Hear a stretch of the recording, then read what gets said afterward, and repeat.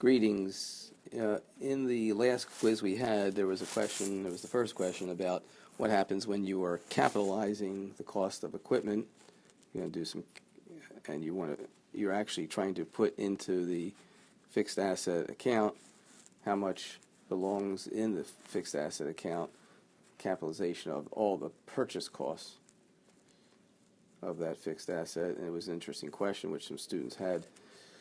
So a little bit of lively discussion on what was the right answer. The reason for that is that we were including the price, for sure. We're including the freight. This is all the cost of purchasing equipment. We were including the installation costs. We included the sales tax. All that made sense to everybody. But then we had the repairs for damage at installation, and the answer was expense only. And many students, not all, but maybe not even half the class, did take umbrage with the answer on the theory that, well, if you didn't buy it and install it, the damage wouldn't have happened, and so the repairs actually became, on a certain level of logic, necessary for installation, and therefore, in their opinion, which is logical, it should be cost of capitalization rather than expense. Again, the logic being that if you hadn't bought it and hadn't done the installation, the damage wouldn't have occurred, so the repair was done in order to be able to use it. That's another way of looking at the argument. If you hadn't fixed it at that point, you wouldn't have been able to use it, so what was the point of installing it, buying it, putting it in place? If you didn't repair it, you wouldn't have the use.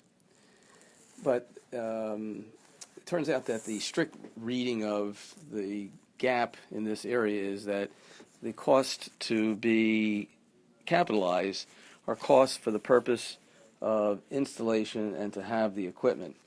For the purpose of installation and to have the equipment, whatever fits that definition fits the definition of what gets capitalized, and not an anticipated or not an unanticipated cost of purchase. In other words, the reason why the repair for the damage at installation does not get included is it was not an anticipated cost of purchase, and therefore it gets expensed.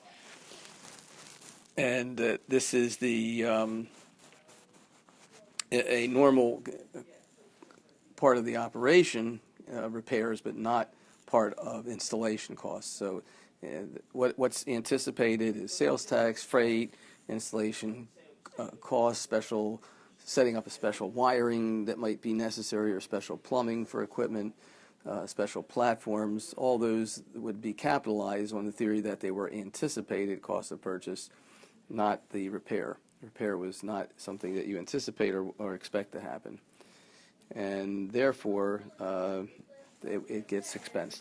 So if you got the wrong answer, I give you some interesting extra credit in a certain sense, spiritually speaking, or virtually speaking, and that is your thinking is very similar to what the Internal Revenue Code and the IRS does in similar situations. They take the approach that repairs at the beginning of installation may be capitalized on the theory that it was something that could be anticipated, that you otherwise might try to expense, and so they're looking to avoid expenses because that's an immediate tax deduction where capitalization turns into an expense only through depreciation. So if you've had tax or taking tax, you might appreciate that the vantage point of taking this as a cost of capitalization is a thinking that the tax authorities look to, but certainly not U.S. GAAP.